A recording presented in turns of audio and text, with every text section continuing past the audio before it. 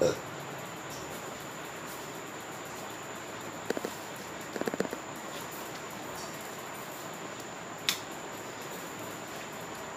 चलिए class 10th का हम लोग दूसरा चैप्टर शुरू करते हैं जिसका नाम है पॉलिनोमियल्स। पॉलिनोमियल्स क्लास 9 का टॉपिक है, पर अब हम इसको थोड़ा सा समझ लेते हैं पॉलिनोमियल असल में है क्या।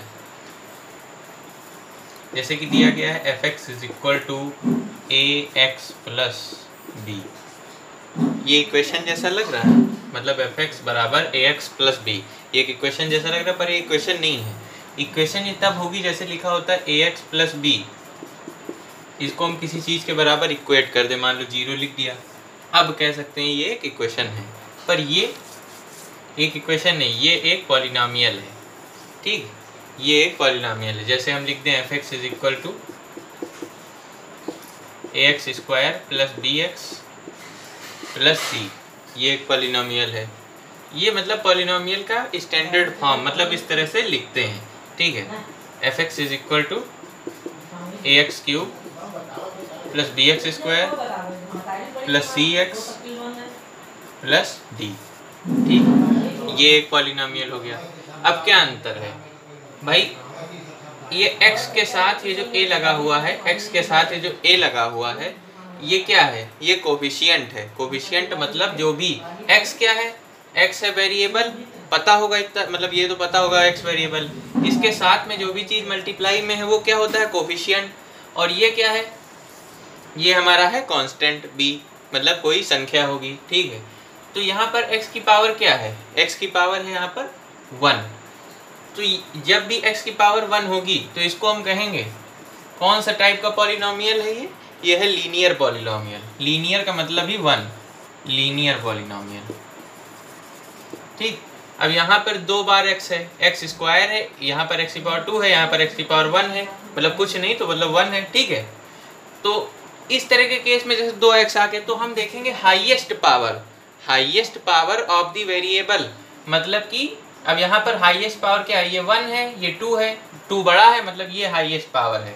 तो यहाँ ये जो पॉलिनोमियल है ये हो जाएगा हमारा 1 पावर तो लीनियर, 2 पावर तो क्वाड्रेटिक पॉलिनोमियल। ठीक है, क्वाड्रेटिक कैसे बना? क्वाड्रा का मतलब होता है स्क्वायर, और स्क्वायर का मतलब यही 2। ठीक है, क्वाड्रेटिक पॉलिनोमियल।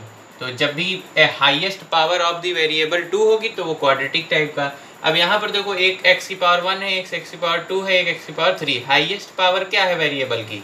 3 है, यानी कि ये किस टाइप का है? Cubic polynomial. 3 है तो क्यूबिक पॉलिनोमियल। तो इस तरह के हैं। अब जैसे x की पावर हाईएस्ट पावर 4 हो जाए तो वो हो जाएगा बाई क्वाड्रेटिक पॉलिनोमियल। उसको खैर 3 तक हमको देखना ज़्यादा। ठीक है, और क्या होता है? अब जरूरी नहीं यहाँ पर x लिखा हो, वेरिएबल कुछ भी हो, हम मान लो fg ले लेते हैं, पर जो वेरिएबल यहाँ होगा वही ये ब्रैकेट के अंदर, ये रिप्रेजेंट करने का तरीका है। तो जो वेरिएबल यहाँ होगा ब्रैकेट के अंदर वही, जैसे fg ले लिया। ठीक है, fg तो ag + b, मतलब g क्या है? यहाँ पे वेरिएबल है, x की जगह g का यूज कर लिया। कुछ भी यूज कर सकते हैं, बस कुछ रूल है। जैसे यहाँ x की पावर 1, 2, 3 ये सब तो हो सकती है, पर कह दो कि x की पावर कुछ माइनस का कोई नंबर आ जाए, -1, तो नहीं हो सकती, फिर वो गलत हो जाएगा। x की पावर पॉजिटिव का होल नंबर ही होनी चाहिए, मतलब फ्रैक्शन में नहीं हो। जैसे 1/2 कर दो तो √x हो जाएगा, तो ये भी नहीं हो सकता। होल नंबर होनी चाहिए प्लस पॉजिटिव होनी चाहिए, तभी पॉलिनोमियल होगा। ठीक है, ये हो गया एक रूल।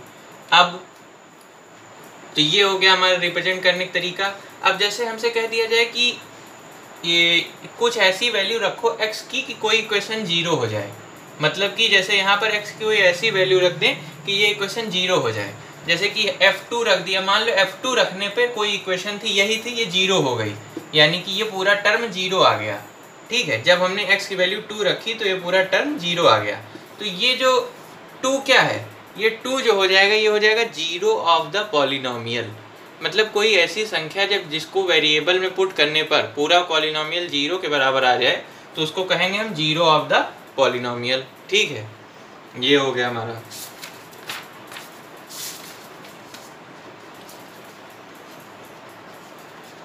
और अब हम इसको अलग अलग वैल्यू पे भी कैलकुलेट कर सकते हैं। मान लो कोई इक्वेशन है 2x, या पॉलिनोमियल है 2x + 3, ये एक पॉलिनोमियल है f(x) is equal to 2x plus 3।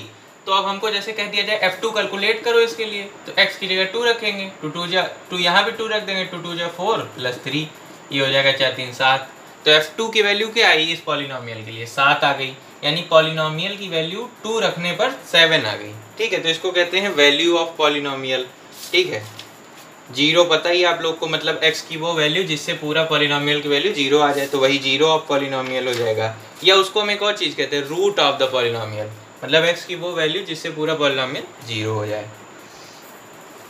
और एक चीज़ होती है, जो पॉलिनोमियल का 0 होता है, मान लो कि कोई इक्वेशन थी यहाँ पे, जैसे हमको निकालना है, मान लो 0, जैसे f(x) equal to 2x plus 3 कोई पॉलिनोमियल है,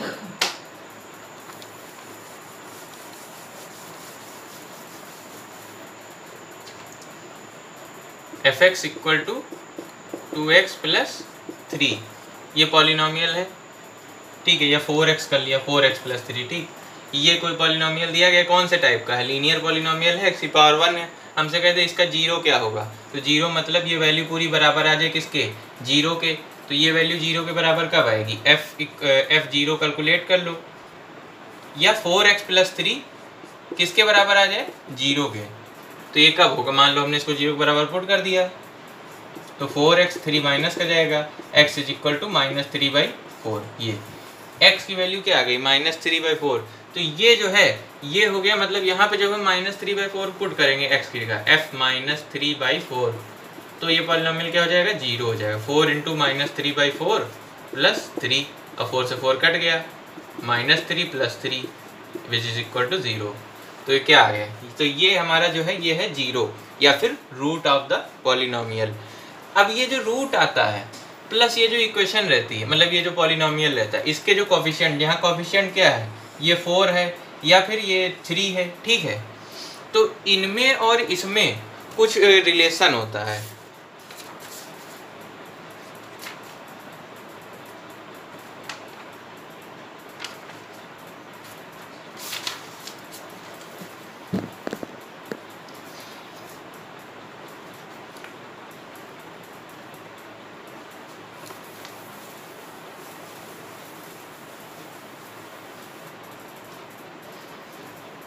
जैसे इसका 0 क्या आया था? 0 को मान लो हम डिनोट कर लेते हैं अल्फा से, मतलब वो वैल्यू जिससे पूरा पॉलिनोमियल 0 हो जाए। तो यहाँ पे इसका 0 आया था -3/4, ये आया था 0 अभी हमारे कैलकुलेट करने पर। तो इसमें, इस 0 में यानी कि अल्फ़ा में, और इसके इक्वेशन के कोफिशिएंट में यानी कि ये 4 में और 3 में, और इसमें कुछ रिलेशन होता है हर इक्वेशन में। वो रिलेशन क्या होता है? अल्फ़ा यानी कि 0 बराबर होता है -b/a। कैसे? देखो, अल्फ़ा बराबर है -3/4 और b/a। अब ये अल्फ़ा चलो रहने दो, अल्फ़ा हमको पता है ना, -3/4 अल्फ़ा लिखा रहने दो। अब -b मतलब b क्या है यहाँ पर? b क्या है? ax। स्टैंडर्ड फॉर्म से इसको कंपेयर करो, इस इक्वेशन को, ये जो इक्वेशन है इसको स्टैंडर्ड फॉर्म से कंपेयर करो, ax प्लस b। तो a की वैल्यू क्या? 4, b की वैल्यू क्या? 3। तो b की वैल्यू रखो ऊपर -3, a की वैल्यू 4, -3/4, और हमारी रूट क्या है? -3/4, वही चीज़ आ रही। तो ये रिलेशन होता है, मतलब रूट में और कोफिशिएंट में, जो कि इक्वेशन में दे रखे हैं। तो इस तरह हम डायरेक्ट 0 निकाल सकते हैं।